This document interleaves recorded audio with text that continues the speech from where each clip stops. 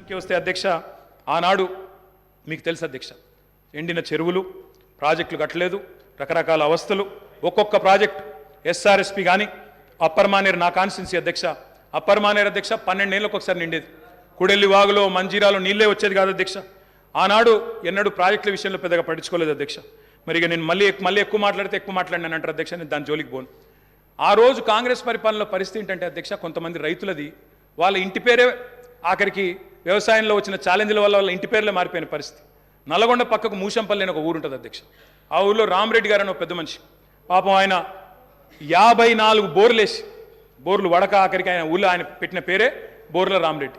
బొక్కబోర్ల పడ్డ రామరెడ్డి, బొక్కబోర్ల పడ్డ వ్యవసాయం, బోర్ల రామరెడ్డి ఆయన ఇంటి పేరు అయిపోయింది అధ్యక్ష. అది ఆనాడు పరిస్థితి అధ్యక్ష, చుక్క నీరు రాని పరిస్థితి. అదేవిధంగా అధ్యక్ష, మా శ్రీధర్ బాబు గారికి తెలుసు, ఆయన మంత్రిగా ఉండే ఆనాడు, నేను ఎమ్మెల్యేగా ఉంటే 2009-10లో. ఆ రోజు అధ్యక్ష వెంకటాపూర్ అనే ఊరు, ఎల్లారెడ్డిపేట మండలం, ఒక దళిత రైతు మునిగే ఎల్లయ్య అనే రైతు ఎరువుల కోసం లైన్లో నిలబడి సొమ్మసిల్లిపోయి అక్కడే మూర్ఛ వచ్చి మరణించిన పరిస్థితి. ఇది నేనేం వక్రీకరిస్తలేను, ఏం వేరే చెప్తలేను అధ్యక్ష, ఉన్న వాస్తవాలే చెప్తా ఉన్నా. ఆ రోజు మీరు మంత్రిగా ఉన్నారు అధ్యక్ష. ఇట్లా ఎన్నో ఉన్నాయి అధ్యక్ష. వారి పరిపాలనకి మా పరిపాలనకి తేడా ఏంటంటే అధ్యక్ష, ఒక సంవత్సరం కిందట మా సురభి వాణీదేవి గారు ఎమ్మెల్సీ ఎన్నికల్లో నేను ప్రచారం చేస్తూ ఉంటే అధ్యక్ష, ఒకరోజు కాలేజీల యాజమాన్యాలతో మీటింగ్ పెట్టినాను. మీటింగ్ పెట్టినప్పుడు అందరు యాజమాన్యాలు వచ్చినారు. వస్తే నేను కొద్దిసేపు ఉపన్యాసం చెప్పి, మేము బాగా పనిచేస్తున్నాం, మాకు ఓటేయండి అని చెప్పి పొద్దున బ్రేక్ఫాస్ట్ మీటింగ్. వాళ్ళందరూ చాలా గంభీరంగా ఉన్నారు సార్. గంభీరంగా ఉంటే నాకు అనుమానం వచ్చింది, వీళ్ళు ఓట్లు వేస్తారా లేదా ఏం సంగతి అని చెప్పి అక్కడ పెద్ద మనిషి దగ్గర పోయి అడిగినాను సార్. అయ్యా పెద్ద మనిషి, మరి మీరేం సార్ ఇంత సీరియస్గా ఉన్నారు, ఓటు వేస్తారా లేదా అని అడిగిన. ఆయన అన్నారు, ఒక్క నిమిషం మైక్ ఇస్తారా నాకు అన్నారు.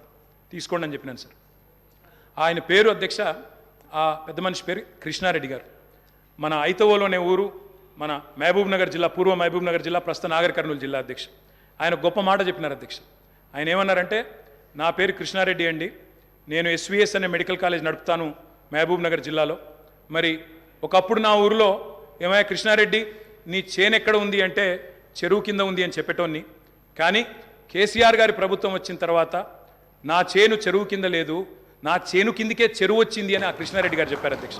ఇది నేను చెప్పేదేమి అతిశయోక్తి కాదు అధ్యక్ష. కావాలంటే ఆ కృష్ణారెడ్డి గారిని పిలిపించి మీరు కూడా అడగొచ్చు, వారే చెప్తారు అధ్యక్ష. ఒక్క మాట అధ్యక్ష, ఇవాళ తెలంగాణలో పుట్ల కొద్ది పంటలు, ఎటు చూసినా ధాన్యం గుట్టలు అధ్యక్ష. ఎక్కడ పోయినా ఏ రోడ్డు కన్నా పోండి అధ్యక్ష, మీరు రాష్ట్రంలో ధాన్యం గుట్టలు. రైతుల కళ్ళం నిండా గింజలు అధ్యక్ష, రైతు కళ్ళం నిండా గింజలు ఉన్నాయి, పల్లెం నిండా మెతుకులు ఉన్నాయి సార్. దేశానికే గుమ్మిగా మారింది సార్ ఇవాళ తెలంగాణ. అన్నమో రామచంద్ర అని ఏడ్చిన తెలంగాణ అధ్యక్ష ఇవాళ దేశానికి అన్నం పెట్టే స్థాయికి వచ్చింది. ఒక మాటలో చెప్తా అధ్యక్ష, 2014లో ఆనాడు మొత్తం ప్రభుత్వం సేకరించిన ధాన్యం, సివిల్ సప్లైస్ కార్పొరేషన్ ద్వారా ఆనాడు ప్రభుత్వం సేకరించిన ధాన్యం, వరి ధాన్యం అధ్యక్ష 2014లో 2 పంటలు కలిపి, వానాకాలం యాసంగి కలిపి 24 లక్షల మెట్రిక్ టన్నులు సార్. పోయిన సంవత్సరం అధ్యక్ష 2022-23లో మరి మా ప్రభుత్వం వచ్చిన తర్వాత 10 ఏళ్ళు మేము తీసుకున్న చర్యల వల్ల మరి 1,30,00,000 మెట్రిక్ టన్నుల ధాన్యాన్ని సేకరించే స్థాయికి సివిల్ సప్లైస్ కార్పొరేషన్ ఎదిగింది అధ్యక్ష. 9 ఏళ్లలో రైతుల నుంచి 1,30,000 కోట్ల విలువ చేసే ధాన్యాన్ని కొనుగోలు చేసినాం. పంటల విస్తీర్ణాన్ని 1,31,00,000 ఎకరాల నుంచి 2,68,00,000 ఎకరాలకు చేర్చింది కేసీఆర్ గారి ప్రభుత్వం అధ్యక్ష. ఎట్లా సాధ్యమైంది అధ్యక్ష ఇది? కడుపు నిండా కరెంటు, 2 పంటలకు పెట్టుబడి, 31,000 కోట్ల రుణమాఫీ, మిషన్ కాకతీయ, ఇంకా చెప్పాలంటే చాలా ఉన్నాయి అధ్యక్ష. కొత్త గోడౌన్లు, కొత్తగా ఎన్నో కార్యక్రమాలు ఉన్నాయి. నేను అనేది ఒకటే అధ్యక్ష, మీరు మాట ఇచ్చారు, రైతు భరోసా అన్నారు, డిసెంబర్ 9 నాడే 15,000 వేస్తాం, ఒక 4 రోజుల తర్వాత ఆగితే 10,000 కాదు 15,000 పడతాయన్నారు. కేసీఆర్ ఓడిపోతే 15,000 వస్తాయన్నారు. మరి రైతులు ఎదురు చూస్తున్నారు, వేయాలనే కోరుతా ఉన్నాం.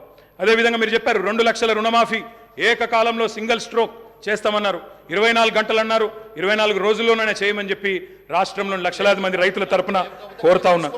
అదేవిధంగా అప్పు లేకపోతే అర్జెంటుగా బ్యాంకుకు పోండి, 2 లక్షల వరకు లోన్ తెచ్చుకోండి అని స్వయంగా ముఖ్యమంత్రి గారు, ఆనాటి పిసిసి అధ్యక్షుడు వారే పిలుపునిచ్చినారు. ఆయన పిలుపుని అందుకొని స్ఫూర్తి తీసుకొని రైతులు లోన్లు తెచ్చుకున్నారు, ఎదురు చూస్తున్నారు. మరి వెంటనే 2 లక్షల రుణమాఫీ జరుగుతుందని. అదేవిధంగా అధ్యక్ష రైతు బీమా పెట్టాం, ఇంకా చాలా కార్యక్రమాలు చేసినాం. మీరు కౌలు రైతులకు కూడా బీమా అన్నారు, తప్పకుండా చేయండి, వీల్ వెల్కమ్ ఇట్. ఇంకొక మాట కూడా నేను చెప్తా ఉన్నా అధ్యక్ష, వ్యవసాయం విషయానికి వస్తే నాకు బాధ ఎక్కడ అనిపించిందంటే అధ్యక్ష, నిన్న గవర్నర్ ప్రసంగంలో పౌర సరఫరాల శాఖ గురించి కూడా అసత్యాలు చెప్పారు అధ్యక్ష, సత్యదూరమైన విషయాలు చెప్పారు. 56,000 కోట్ల అప్పులున్నాయి సివిల్ సప్లైస్ కార్పొరేషన్కి అని చెప్పినారు. మంత్రి గారు లేరు కానీ చెప్తాను అధ్యక్ష, ఇది శుద్ధ సత్యదూరమైన మాట అధ్యక్ష. పౌర సరఫరాల శాఖ యొక్క విధి ఏంది అధ్యక్ష? రైతుల దగ్గర ధాన్యం కొనాలి, ఎఫ్సీఐకి మిల్లింగ్ చేసి అమ్మాలి. ఈరోజు పరిస్థితి ఏంటంటే అధ్యక్ష, నేను కూడా లెక్కలు తీసుకున్నాను. పౌర సరఫరాల శాఖ దగ్గర ప్రస్తుతం ఉన్న స్టాకుల విలువ దాదాపు 30,000 కోట్ల విలువ చేసే స్టాకులు ఇవాళ పౌర సరఫరాల శాఖ దగ్గర ఉన్నాయి. రిసీవబుల్స్ అంటే కేంద్రానికి మనం ఆల్రెడీ ఇచ్చిన ధాన్యానికి విరుద్ధంగా మనకు రావాల్సిన డబ్బులు అధ్యక్ష దాదాపు 17,000 కోట్లు ఉన్నాయి. అంటే రెండు కలిపితేనే 47,000 కోట్ల రూపాయలు అయితే స్టాకుల రూపంలో లేదా రిసీవబుల్స్ రూపంలో మీ దగ్గర ఉన్నాయి. కానీ మీరేం చేస్తున్నారు అధ్యక్ష? వీటిని చూపెట్టకుండా, రిసీవబుల్స్ చూపెట్టకుండా, స్టాక్ యొక్క మార్కెట్ వాల్యూ చెప్పకుండా 56,000 కోట్ల అప్పులు అని చెప్తా ఉన్నారు అధ్యక్ష. అప్పులు కూడా ఎక్కడ ఉంటాయి అధ్యక్ష? సివిల్ సప్లైస్ కార్పొరేషన్కి. రైతు దగ్గర మనం పంట కొంటాం, కొన్న తర్వాత వాళ్ళకి పైసలు ఇవ్వాలి, మనం మిల్లింగ్ చేసి మళ్ళీ ఎఫ్సీఐకి ఇవ్వాలి. ఎఫ్సీఐ నుంచి పైసలు వచ్చే వరకు 4-5 నెలలు అవుతుంది సార్, అప్పుడప్పుడు 6-7 నెలలు కూడా అవుతుంది. ఆ ఇంటరిమ్ పీరియడ్లో రైతుకు మనమే పైసలు ఇస్తాం కాబట్టి ఆ మిత్ ఏదైతే జరుగుతుందో దాని మీద వచ్చిన దాన్ని కూడా అప్పు కింద చూపెట్టే పరిస్థితి చేసినారు అధ్యక్ష. అంటే 7-8 కోట్ల అప్పు లేదా 9,000 కోట్ల అప్పు ఉంటే అది కూడా ఎందుకు వచ్చింది అధ్యక్ష? రైతుకు మిత్తి దాకొద్దు, రైతుకు సకాలంలో పేమెంట్ ఇవ్వాలని చెప్పి మేము చేసిన ప్రయత్నాన్ని అభినందించకపోగా ఇవాళ ఈ రకంగా బట్టగాల్చి మీదేసే ప్రయత్నం ఏదైతే చేస్తూ ఉన్నారో ఇది కరెక్ట్ కాదు అధ్యక్ష. ఇంకొక మాట అధ్యక్ష, అప్పుల గురించి చెప్పారు. ఇంకొక మాట అన్నారు అధ్యక్ష, చాలా బాధాకరం. ఏమన్నారు అధ్యక్ష? ఎంత దారుణమైన మాట అంటే, ఇందాక దారుణమైన ప్రసంగం ఎందుకన్నా అంటే ఎంత మాట అన్నారు అధ్యక్ష? రాష్ట్రం దివాలా తీసింది అన్నారు అధ్యక్ష. దివాలా తీసింది రాష్ట్రం కాదు అధ్యక్ష, దివాలా తీసింది మీ రాజకీయ ప్రసంగం అధ్యక్ష. దివాలా కోరు ప్రసంగం అది. ఎందుకంటున్నా అధ్యక్ష అంటే ఇట్స్ పొలిటికలీ ఇంటెలెక్చువలీ బ్రాంక్రప్ట్ స్పీచ్ అది అధ్యక్ష. నేను ఒక్క మాట చెప్తాను అధ్యక్ష. ఎట్లుందంటే తెలంగాణలో సామెత ఉంటుంది సార్, గుమ్మి నిండా వడ్లు ఉండాలి, గూటం వల్ల పిల్లలు ఉండాలన్నట. గుమ్మి నిండా వడ్లు అట్లే ఉండాలి భద్రంగా, పిల్లలు మాత్రం గూటాలు లెక్క తయారు కావాలన్నట్టు. అవుతుందా సార్? గుమ్మిలో వడ్లు కొంత తీస్తేనే కదా పిల్లలకు కొంత పెట్టగలిగేది.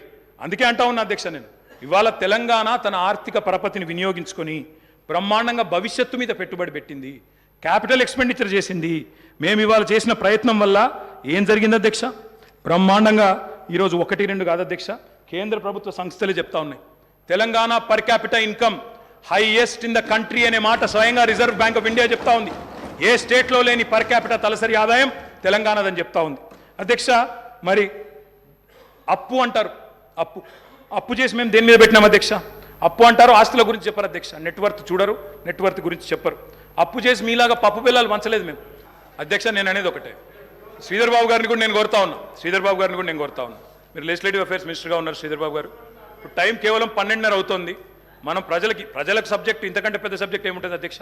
ఇప్పుడు మీరు కావాలంటే రాత్రి 12:30 దాకా మీరు నడపండి, మేము ఇక్కడే ఉంటాం. 12:30 దాకా కౌన్సిల్ రేపు కూడా నడపండి, రేపు నడపండి సార్. మేము నడపలేదా 1 గంట వరకు రాత్రి హౌస్ నడపలేదా? శ్రీధర్ బాబు గారు మీరు లేరా? మీరు బేజారా వెళ్ళిపోయిన మధ్యలో కానీ మేము నడిపినాం, మీరు బేజారా వెళ్ళిపోయారు అధ్యక్ష. నేను ఒకటే అంటా ఉన్నా అధ్యక్ష, విద్యుత్తు విషయంలో, అప్పుల విషయంలో వారు మాట్లాడిన మాట, అప్పుల విషయంలో ఒక మాట చెప్పాలి అధ్యక్ష. ఇక్కడున్న 57 మంది కొత్త సభ్యులు ఉన్నారు అధ్యక్ష. They need to understand this. ఎందుకంటే అధ్యక్ష ఇంకొక రిక్వెస్ట్ కూడా మా సభ్యుల తరపున, కొత్త సభ్యుల తరపున కూడా నేను కోరుతా ఉన్నా అధ్యక్ష. కొత్త సభ్యులకు దయచేసి మీరు, ఎందుకంటే చాలామంది, నేను కూడా కొత్తగా సభ్యుడైనప్పుడు నిజంగా ఎమ్మెల్యే ఏం చేయాలన్నది కూడా అవగాహన ఉండదు సార్. కొన్ని రోజులు ఏం చేయాలా, ఎంతవరకు చేయాలన్నది కొన్ని రోజులు తెలియదు. మీరు కూడా దయచేసి స్పీకర్ గారు, కొత్తగా లెజిస్లేటివ్ అఫేర్స్ మినిస్టర్ గారు ఒక 3-4 డేస్ ఓరియంటేషన్ కూడా పెట్టండి. మీ సభ్యులు ఉన్నారు, మా సభ్యులు ఉన్నారు, కొత్త వాళ్ళు చాలామంది ఉన్నారు, సీనియర్లతో కొంతమందితో చెప్పించండి, వాళ్ళకు కూడా లాభం జరుగుతుంది, సభ కూడా మంచిగా నడుస్తుంది. కాబట్టి దయచేసి ఆ దిశగా మీరు కూడా ఆలోచన చేయాలని కోరుతా ఉన్నా అధ్యక్ష. అప్పులను ఎన్నడూ వేరుగా చేసి చూడడం తప్పు అధ్యక్ష. అప్పులు, ఆస్తులు జనరల్గా ఎక్కడైనా కూడా ఎట్లా చూస్తారు అధ్యక్ష అంటే డెట్, జీడిపి కలిపి చూస్తారు. డెట్ ఎంత ఉంది, అప్పు ఎంత ఉంది, జీడిపి పరిమాణం ఎంత ఉందని చూస్తారు. ఇవాళ రేషియో కనుక మీరు చూసినట్టయితే, నిష్పత్తి కనుక చూసినట్టయితే 2-3 ఎగ్జాంపుల్ చెప్తాను సార్. ప్రపంచంలోనే అగ్రరాజ్యం మరి అమెరికా అధ్యక్ష, మనందరికీ తెలుసు. అమెరికా యొక్క డెట్ జీడిపి రేషియో అధ్యక్ష 123%, 123%. Japan is the second largest economy in the world sir. Japan యొక్క డెట్ జీడిపి రేషియో 215%. భారత ప్రభుత్వం యొక్క డెట్ జీడిపి రేషియో 57%. తెలంగాణ యొక్క debt GSDP ratio 27.8% only. I humbly request all of you, దయచేసి మనం ఎంత రాజకీయంగా ఎన్ని మాటలని అనుకోవచ్చు, కానీ ఇవాళ నేను చెప్పేది నా సొంత కవిత్వం కాదు అధ్యక్ష. This is the latest RBI report. I'm happy to furnish it to all the honourable members sir. మీరు నిన్నగాక మొన్న రిలీజ్ చేశారు. Highest GSDP in the country 5,05,000 కోట్ల నుంచి 13,27,000 కోట్లకు పెరిగింది అని గొప్పగా మా బట్టన్న తర్వాత ముఖ్యమంత్రి గారి ఫోటో పెట్టి నిన్నగాక మొన్ననే రిలీజ్ చేసినారు. పర్ఫార్మెన్స్ మాది, ఫోటోలు వాళ్ళవి, పర్వాలేదు సార్, ఏమి ఇబ్బంది లేదు. కానీ నెంబరే కదా సార్. అధ్యక్ష ఇంకొక మాట అధ్యక్ష, లయబిలిటీస్ చూసుకుంటే, డెట్ చూసుకుంటే, అప్పు చూసుకుంటే అధ్యక్ష కింది నుంచి 28 రాష్ట్రాలు సార్ దేశంలో. 28 రాష్ట్రాల్లో ఇవాళ అప్పుల్లో ఎక్కడుంది తెలంగాణ అంటే 24వ ర్యాంకులో ఉంది సార్. 24వ ర్యాంక్. ఆర్థిక మంత్రి గారు ఇక్కడే ఉన్నారు. నేను తప్పు చెప్తే వారు సరి చేయవచ్చు. ఆర్బీఐ రిపోర్ట్ వారికి కూడా పంపిస్తాను. ఇది పంపించాం. ఆర్బీఐ రిపోర్ట్ పంపిస్తాను ఆర్థిక మంత్రి గారికి, స్పీకర్ గారి ద్వారా దయచేసి చూడాలని చెప్పి కూడా నేను కోరుతా ఉన్నాను. అధ్యక్ష ఇవాళ లేనిది ఉన్నట్టు, ఉన్నది లేనట్టు, రాష్ట్రం అప్పుల పాలైపోయిందని మాట్లాడుతూ ఉన్నారు అధ్యక్ష. ఇది కరెక్ట్ కాదు అధ్యక్ష. అదే అధికారులు, మీ కొత్త అధికారులు ఎవరు లేరు, అదే ఐఏఎస్ అధికారులు నిన్నటిదాకా మాతో పనిచేసిన వాళ్ళు, రామకృష్ణారావు గారు, శ్రీదేవి గారు, రొనాల్డ్ రాజు గారు, వాళ్ళే మీకు అదే చెప్తారు, కొత్తదేం చెప్పలేరు.